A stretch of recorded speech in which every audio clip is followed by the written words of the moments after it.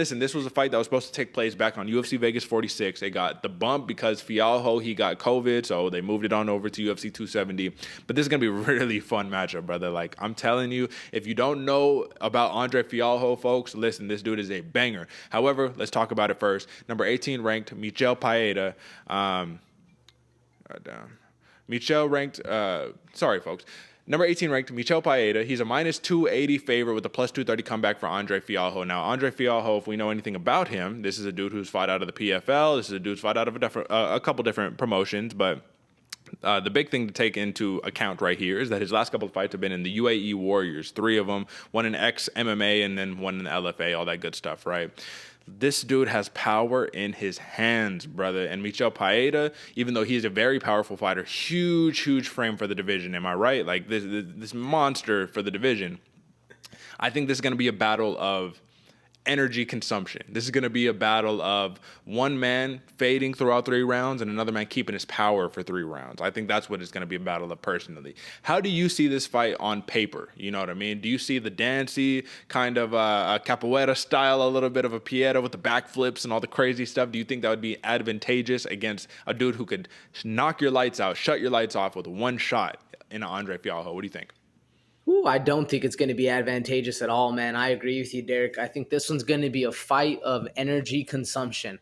And Fialho coming back off of COVID, man, I can speak to it myself. You feel a little drained, man. I almost passed out the other day in yoga just because it really does take a lot out of you for him to come back that fast off of COVID. You know, we're talking a couple weeks span right here. This dude, his cardio is going to be challenged. But I feel like MICHEL PEREIRA, his cardio is always challenge. I mean, we saw a lot of the flashiness and a lot of the up and coming when he was coming in, man, throwing those backflips, throwing those crazy spinning attacks. But now lately, as he's grown as a fighter, a little bit has started to subside and he started to do a little bit more technical style of fighting, man. I really think it's going to be advantageous of Pereira to be able to go in there, stay calm, stay motivated, throw some flash every now and then because that's the way he likes to fight. But then at the same point, utilize his gas tank, maintain that so that way he can actually do well against Fialho. Because even Fialho is saying, man, in his interviews that he's looking to tire Pereira down, get the win that way, really start this as a grinder match, get Pereira tired, and then go for the win after that. I think either way, whatever way it's going to go, whether, you know, it's Pereira getting tired or Fialho getting tired, whatever it is, I think it's going to be a war of attrition. Maintaining that gas tank is going to be key for both of these gentlemen. And at least if history has proven anything, we see that Pereira is a little more willing to dump that gas tank to get the finish. And to that point, man, Fialho's fought some crazy people. And I think even in his fight against Chris Curtis, because this dude, he hasn't fought, you know, the top level of fighters or the top level of promotion, but he has fought top-level fighters. A lot of the dudes he's been fighting have made it their way to the UFC. And even in his Chris Curtis fight, he was winning. He was doing well first rounds 1 and 2, and then really started to get tired. And that's when Curtis was able to get that rear naked choke submission. And it just plays to the fact that the cardio is going to be an issue, or at least a sticking note, if you will, in this fight coming forward. What do you think, Derek? Yeah, no, I absolutely agree with you, man. You basically took the words out of my mouth because that's what I was going to reference. What was that Chris Curtis fight against Andre Fialho? We did see his cardio get exposed in that fight, which is not necessarily what you want to see. But when we're still talking, I think that's a lesson to be learned because that fight happened back in 2019, right?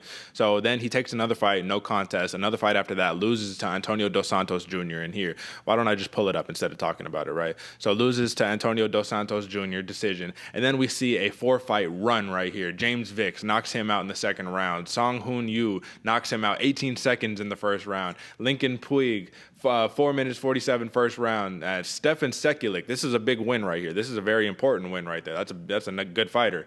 Knocks him out in the first round. So when we see this career, man, you see a lot of wins to start it off, a couple losses, you know what I mean, a little rough streak, but then we get back to our winning ways, and that's what propelled him over here to the UFC, in my opinion. So that's really the big key right there, AJ, is that if he can learn from those mistakes that he's made in the past, conserve that energy, and then just walk Pereira down, slowly but surely crush the space, get Pereira on the back foot, get him against the cage where he has nowhere else to go, man. I saw one, it was the last couple of fights, man. It was Fialho. He was in a spot where the dude had like a single leg on him or something like that, and then he just like threw an elbow or just threw something like at him while he was on one leg. Just throws the elbow, knocks the dude out. And it was just like that. It's that easy. It's that simple. That's all you have to do. It could have been the Sekulic fight, if I'm not mistaken, but neither here nor there, man. For Michel Paeta, man, let's talk about a couple of ways where he can actually win this fight, because this is a winnable fight. I mean, don't get me wrong. He's a minus 280 favorite for a reason. And this dude has wins over Nico Price, Chaos Williams, Imadev, man. I mean, come on. His only last two losses in his last five are Diego Sanchez, which is a fight. He beat the brakes off of Diego Sanchez and then hit him with an illegal knee, so DQ loss. But Tristan Connolly, he lost that fight via decision. And that's an interesting one right there, man, because Tristan Connolly, he's a wrestler, man. A wrestler who can strike. But that's a little bit of a revelation into this matchup, man. How can Paeta win? Does he got to mix up the shots? Does he need to just use the erratic movements, all the feints, constantly feinting? Like, does he need to do that? Or we need to see a slow, patient Michel Paeta try to work his game? But that's not really his game. Like, he has to be him to win. So I don't know. What do you think? Yeah, man, I think he needs to be him to win. I think he needs to come in there not as crazy, not as, flashy as he normally is, but still have that as his base aspect, man. If he's in there doing his thing, having fun, throwing those flashy kicks, that capoeira style, I think that's the way to keep Fialho on that back foot, because you don't want to catch one of those, spinning roundhouses to the head, man. Even Fialho, as dangerous and as tough as he is, nobody wants to eat that shin to your face. So if Michel Pereira is able to maintain that kind of flow, get in that flow state, really start swinging those crazy capoeira strikes, that unpredictable style where he has the strikes coming from those unpredictable angles that Fialho's not to see, I think that's his best way to win, man. Sure, he does need to maintain his gas tank and be able to stay reserved a little bit in that first round. But if he takes the same approach that Rodolfo Vieira took in his last fight, where he laid off the gas tank for that first round and then really started to fight his fight in the second and the third, I think that's going to be Pereira's best way to get victory in this one, man. Okay, interesting, man. And the last thing that I got for you, what does it mean to you that Andre Fialho in his pre-fight presser said that he knows dudes who have trained with Paeta, and he says that his ground game really isn't all that? What does that mean to you? Because when we're looking at it, man, I mean, Paeta has 100% takedown defense in the UFC. He's never been taken down. He'll backflip on you. He'll get to the ground that way, you know what I mean? But is that a little insight? Do you think that Fialho is going to try to mix it up and maybe work some takedowns, try to get a little ground and pound? Like, what does that mean to you? Yeah, that's exactly what it means to me, man. As Fialho knows there's a hole, and the best way to get somebody tired is really just lean on them, man. Put your body on them, have them carry you, get that grappling game going, get that lactic acid build up. I think that's going to be a little nugget of knowledge that Fialho dropped on us towards his game plan, man. If he's able to do it too, because like you said, Pereira has an amazing takedown defense, and the way he goes about things, he stays low, even though he's a big man, so it's hard to get him taken down. But if Fialho can, and he knows, how to do it, he has that inside knowledge, it'll be interesting to see how it unfolds. Yeah, absolutely, man. So let's just take a look at it real fast. Listen, even in the Tristan Connolly fight, he took Connolly down twice. So Connolly wasn't even able to notch a takedown on him.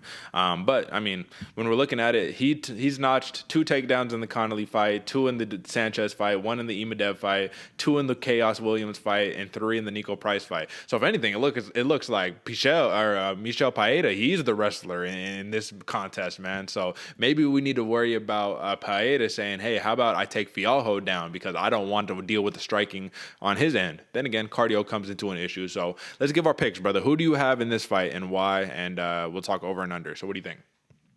Man, I'm going, what's the over-under? Round and a half? Over-under on this fight. Actually, so just give me your pick first because I got to look it up. I thought I had it. I don't have it. So give me your pick. Okay, no worries. Either way, I'm probably going with the over, man. I'm going by decision. I think Pereira's going to be able to maintain that gas tank in the first round like I've been talking about, and then really start to get into that flow state, start firing some shots, keeping Fialho at bay. And I don't think Fialho's going to be able to take him down. If he does, I'll be shocked. I'll be surprised because Michel Pereira has a very nice takedown defense, and we've just seen through the last couple fights that Michel Pereira has had, the defense or the way he goes about fighting has really changed into more of a decision fighter. He's kind of gotten away from the flashy strikes, the flashy KOs, but it's still in him, and I know that dog is still there, so he still has the opportunity to get it done, especially when he has a willing opponent that's able to march forward, look for the ground game, look for the strong attacks, and then Pereira is able to counter strike off that, man. So me personally, I'm going Michel Pereira by decision,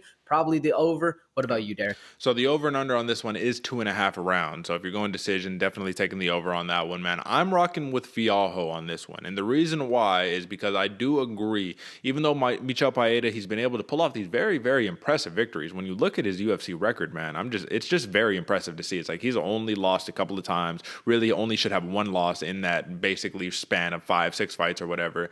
And he's able to just get the job done every single time, even though Dana White didn't like that he come out dancing and doing all that stuff, you know. But I think that Andre Fialho could be his kryptonite because at any given moment, he can shut his lights off with one shot. And that's the scariest part about Fialho. That's what he's always been known for. You could be winning the entire fight, but if he gets your back against the cage for one moment and lands that one big shot, it's game over. And obviously, you don't want to necessarily bet on that. Oh, but if he gets lucky, if he lands that one, but it is a fist fight and you do trade blows and Pereira does get hit. It's not like he doesn't get hit, man. He has a good chin, but let's see that get tested against Fialho. So the fighter out of Portugal versus the fighter out of Brazil, I think it's going to be a fun one, but I like Fialho to play spoiler. If the finish does come, I do see it coming later in the fight once Pereira gets a little bit tired. I don't know if it will happen because if we're being honest about it, brother, let me look at it. For Pereira, the man has been knocked out only once in his 37 fight career, right? So very impressive chin on the man. But Fialho, in his 14 wins, has knocked out 11 of his opponents. That is no coincidence. Like you said, he hasn't fought in the best promotions, but he has fought some names for sure. So I like Fialho. I'm going TKO round 3 on this one. And I think that if I'm not mistaken, for 2.5 rounds, it'd have to go 12 minutes and 30 seconds. So I'll take the over. How about that? I'll take the over on that one. Not, you know what I mean? But one of those late round KOs. Get him out of there. You dig.